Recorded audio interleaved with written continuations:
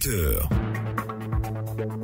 Numéro 1 sur l'info et le sport en Côte d'Ivoire. C'est l'heure de la deuxième session d'information. Vous retrouverez dans 10 minutes Roger Billon dans le Washington Bureau. Mais avant, Régis Kofi est de retour pour le journal.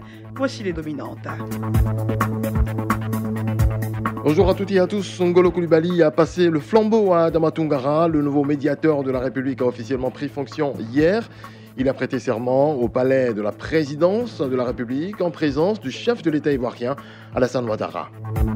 3 millions de nouveaux électeurs attendus sur la liste électorale à l'heure de la révision. La Poésie, plateforme des organisations de la société civile, a lancé une campagne de sensibilisation des jeunes. Plus de 1,2 million de candidats composeront dans les différentes épreuves orales et écrites des examens à grand tirage. La ministre Kandia Camara a procédé au lancement des examens scolaires. Session 2018 sur le thème éthique et professionnalisme pour des examens de qualité. Et puis, difficile de se déplacer à Abidjan aux heures de pointe. Plusieurs automobilistes l'ayant compris se sont tournés vers la voie lagunaire. On en parle dans notre dossier du jour.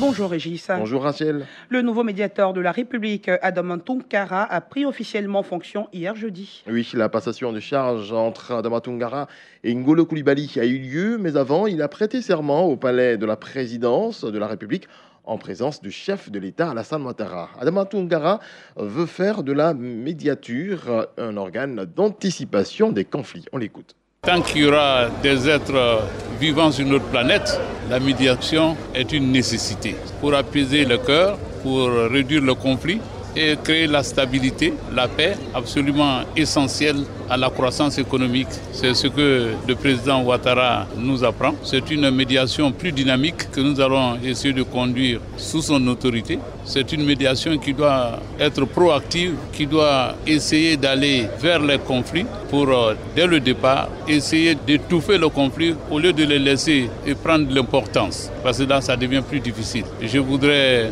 demander à la population, à tous nos parents, de nous aider à faire de la médiature une institution qui va permettre à notre pays d'asseoir les bases, le fondement d'une paix solide. 2 projets de loi ont été adoptés ce jeudi par l'Assemblée nationale. Il s'agit du projet de loi relatif à la lutte contre le trafic illicite de migrants et celui relatif à la protection des témoins, victimes, dénonciateurs, experts et autres personnes concernées. Pour présenter et défendre ces 2 projets de loi, le garde des Sceaux, ministre de la Justice, Sanson Kambile, était face aux députés membres de la Commission des Affaires générales et institutionnelles de l'Assemblée nationale. Abou Sila. La manifestation de la vérité dans les procédures judiciaires ou extrajudiciaires reste fortement tributaire de la déposition de personnes ayant été témoins ou victimes de l'infraction en dépit du développement ces dernières années des modes de preuve scientifiques et techniques, a indiqué le garde des Sceaux, ministre de la Justice. Le présent projet de loi vient combler un vide normatif. Il se veut un dispositif suffisamment protecteur, prenant en compte toute personne, ivoirienne ou étrangère, dont la protection est nécessaire à l'occasion d'une procédure judiciaire ou extrajudiciaire, qu'il s'agisse d'un crime ou d'un délit. Pour lutter efficacement contre le trafic illicite de migrants, le protocole contre ce trafic par terre, air et mer, additionnel à la Convention des Nations Unies contre la criminalité transnationale organisée, astreint les États parties à conférer le caractère d'infraction lorsqu'ils ont été commis intentionnellement ou pour en tirer un avantage financier et matériel. Sanson Kambile. La Côte d'Ivoire, depuis quelques années, n'échappe pas à ce phénomène de migration illicite à destination des États du Nord. Le présent projet de loi vient-il combler cette lacune en créant un cadre législatif pour lutter efficacement contre ce fléau qui porte atteinte aux droits fondamentaux de la personne du migrant irrégulier. Il vise à prévenir et à réprimer de manière plus efficace le trafic illicite de migrants et à promouvoir la coopération internationale en la matière. Après le ministre de la Justice, c'est le ministre de l'Intérieur et de la Sécurité qui était face aux députés pour une séance de questions orales avec débat sur la nouvelle problématique de la carte nationale d'identité à l'initiative du député Alain Lobognon. Après la rencontre avec la commission électorale indépendante pour la préparation de l'opération de révision de la liste électorale, la Poésie est déjà sur le terrain avec ses partenaires. La plateforme des organisations de la société civile pour l'observation des élections en Côte d'Ivoire était face aux journalistes ce mercredi. pour dévoiler sa stratégie de mobilisation des nouveaux électeurs. La Poésie a formulé quelques recommandations pour la bonne marche de l'opération. Marie-Paul Kodjo, porte-parole de la Poésie. À son Excellence, Monsieur le Président de la République, ériger la CEI en une institution de la République. Au ministre de l'Intérieur et de la Sécurité, réformer le cadre juridique et institutionnel régissant les élections en Côte d'Ivoire, conformément aux dispositions de la nouvelle Constitution. À la CEI, respecter les dispositions de l'article 6 du Code électoral. La liste électorale est tenue à jour annuellement par la commission chargée des élections. Étendre la durée de l'opération de recensement à 2 semaines. Diversifier son approche d'enrôlement en dotant de moyens matériels, humains et financiers conséquents dans les zones où les taux d'enrôlement sont les plus faibles dans le pays, notamment les régions du Béret, Bokle, Boukani, Tonkwi, Guémon, Nawa, Gontougo et Maraoué. Un centre de valorisation du tissage traditionnel en Côte d'Ivoire verra bientôt le jour. Effectivement, le projet dénommé Tissutech est mis en place par le gouvernement avec l'appui de l'Organisation des Nations Unies pour le développement industriel. C'est la ville de Boaké qui a été choisie pour abriter ce centre. Les acteurs impliqués dans la chaîne sont en atelier à Abidjan afin de jeter les bases de ce projet. Compte rendu sur Ocita.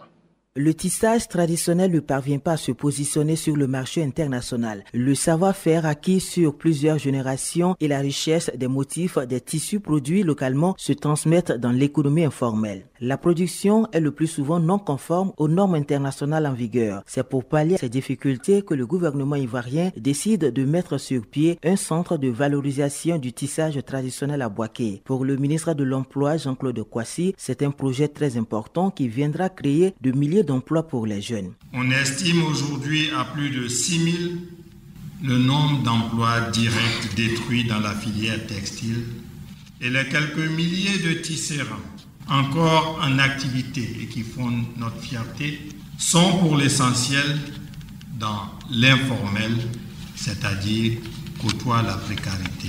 Nous voulons aussi à travers la Tissutech œuvrer à la préservation des motifs. La Tissutech de Boaké aura pour exigence de répondre à la demande locale et du marché international. Il faut le dire, le taux de transformation de la production du coton est de 2%, un chiffre loin derrière l'objectif de 25% fixé par l'Union européenne et l'UEMOA. On en vient à cette information. Les examens à grand tirage à session 2018 sont lancés. Cette année, c'est la tolérance zéro face à la tricherie. Les supports numériques sont interdits dans les centres d'examen.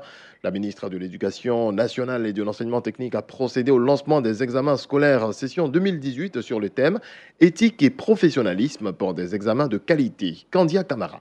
Des candidats connectés dans les centres d'examen, nous n'en voulons pas. La fraude de téléphone portable ou autres supports connectés, nous n'en voulons pas. C'est pourquoi, depuis le 6 avril 2018, j'ai signé l'arrêté numéro 0074 portant interdiction de support numérique dans les centres d'examen et concours.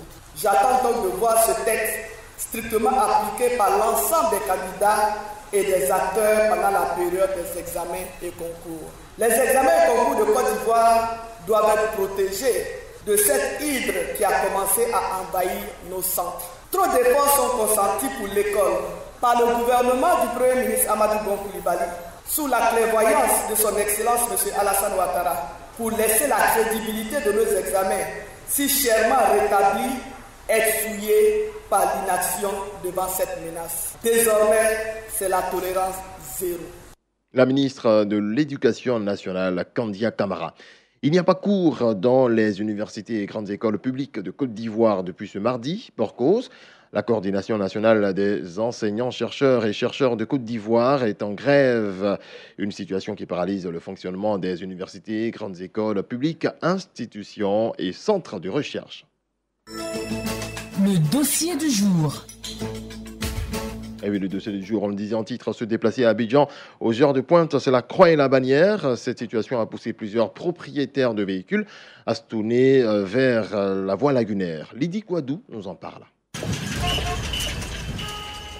Circuler à Abidjan n'est pas chose aisée. Embouteillage, accrochage, indiscipline de certains conducteurs. Face à ces désagréments récurrents, la circulation sur la voie lagunaire paraît comme un ouf de soulagement. Rabé Camus. Il n'y a pas assez de voies dans le pays. Bon, je dois rentrer au service à 8 heures. Maintenant, j'habite Yangon, mais je prends service à Makori. Je ne suis pas le seul d'avoir un véhicule. Donc, je préfère prendre la voie maritime parce que d'abord, ça me fait plus d'économie, le carburant. Pour Koraï François, la circulation sur la voie lagunaire permet de faire beaucoup d'économies. Par le bateau, c'est encore plus facile parce que d'abord, il y a la consommation de carburant dans les embouteillages le matin.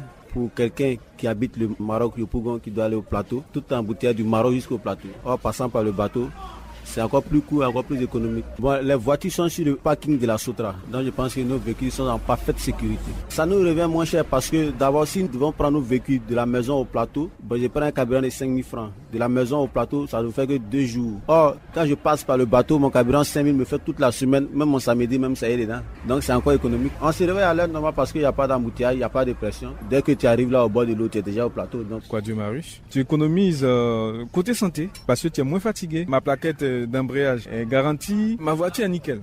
Elle reste nickel, voilà. Puis tout le monde gagne, quoi. Je gare ici parce qu'on a des jeunes dynamiques qui veillent à la sécurité de nos véhicules. Nous sommes sans crainte. La sécurité dont parle Quadio Marus est garantie par des groupes de jeunes. Biti Boris. Nous surveillons les voitures. Chaque groupe a son terrain. 1, 2, 3, il y a une alarme qui sonne. Donc, il faut être aussi pied. Le tarif est 200. Il y a des voitures de semaine, voitures du mois. Il y en a aussi qui te donnent 100 francs. Bon, c'est qu'elle suit. Il y en a qui te disent qu'il n'y a pas de jeton, quoi. Voilà. Faut tout accepter. Et puis bon, un mouvement en attendant qu'il y ait dedans. C'est qu'elle suit. Nous savons qu'ici, là, c'est le territoire de la Soutra. C'est une activité qui leur permet de se prendre en charge, selon Charles Dubois. Mais si moi j'ai 2500 francs par jour, à quoi bon d'aller me mélanger dans les faux trucs pour dire où on parle des microbes? Si au moins 10 véhicules à donner 500, ça fait du sou, hein. C'est plus qu'un ouvrier. La circulation sur la voie lagunaire a beaucoup d'avantages. Les autorités gagneraient donc à mieux la réglementer pour le bien des populations.